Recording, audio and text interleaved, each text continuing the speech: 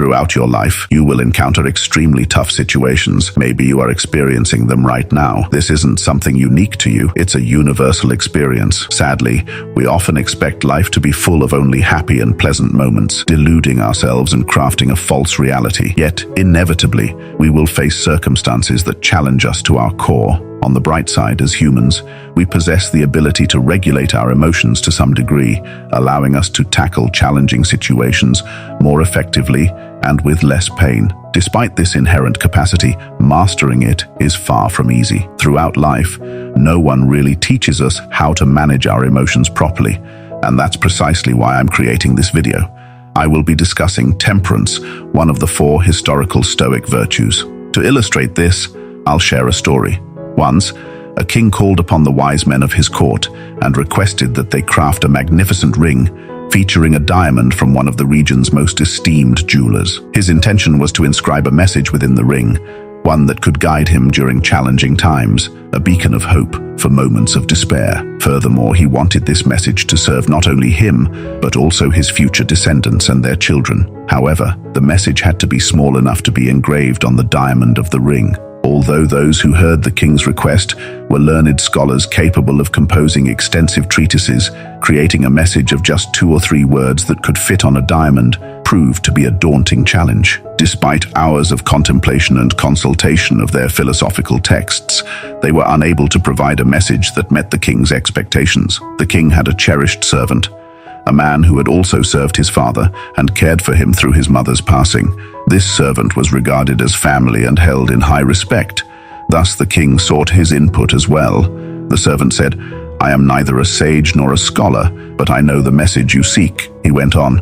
"During my many years in the palace, I have encountered a multitude of individuals. On one occasion, I had the privilege of meeting a master who was a guest of your father. I was at his service, and when he departed, I accompanied him to the door to say farewell.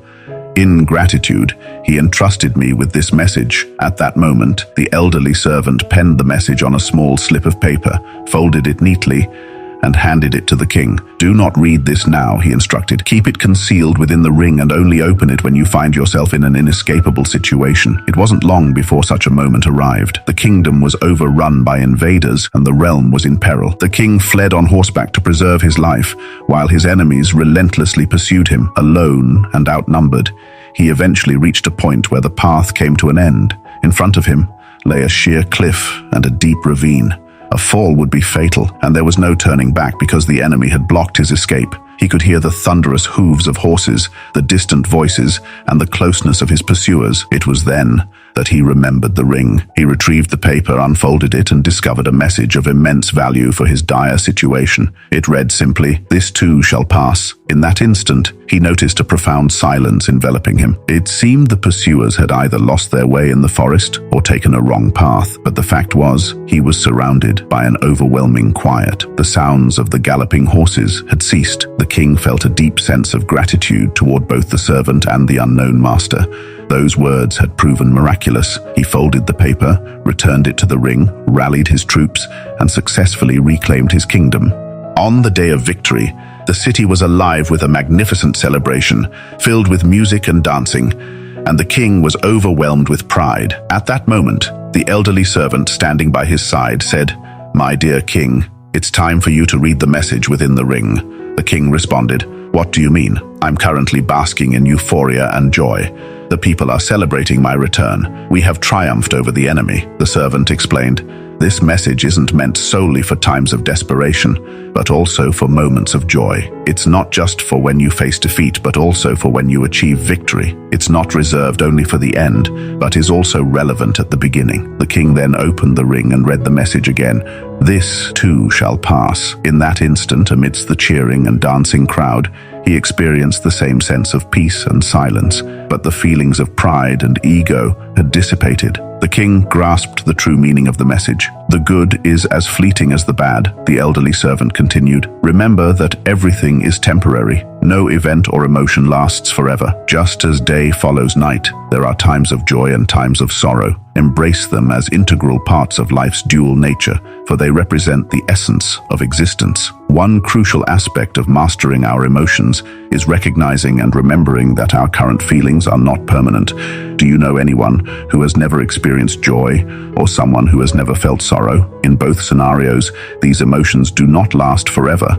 Life is a blend of both good and bad occurrences. During times of sadness, it can be beneficial to accept and understand that the sadness will eventually fade. Acceptance is not about resignation, passivity, or agreeing with what is happening. Rather, it involves acknowledging that many events are beyond our control. This acceptance paves the way for proactivity, making us more aware of whether we can influence or change our situation. When we accept something, we become better equipped to move forward. Likewise, we should not become overwhelmed during moments of happiness. It's perfectly fine to enjoy these moments, but it's important to do so in moderation and not let the euphoria make us forget that these moments too are temporary. Those who forget this often find themselves unprepared for life's challenges, living in a bubble that is destined to burst eventually. History instructs us to savor the present moment while remaining mindful of life's realities. Just as we endure hardship without succumbing to unchecked despair, this embodies temperance. The story I shared previously highlights just two emotions, happiness and sadness. However, temperance applies to all emotions. No emotion becomes beneficial when carried to the extreme. Conversely, nearly any emotion, when managed with moderation, can yield positive outcomes, even negative emotions. When approached with temperance, these emotions can offer valuable lessons. Seneca described temperance as a virtue involving the control and moderation of our impulses and desires to prevent us from falling into excess or deficiency. Epictetus defined temperance as a harmonious alignment of feelings arising from a life where desires are regulated and reason guides us. According to Marcus Aurelius, temperance is the virtue that enables us to manage and direct our passions and desires, avoiding extremes and fostering a balanced and moderate existence.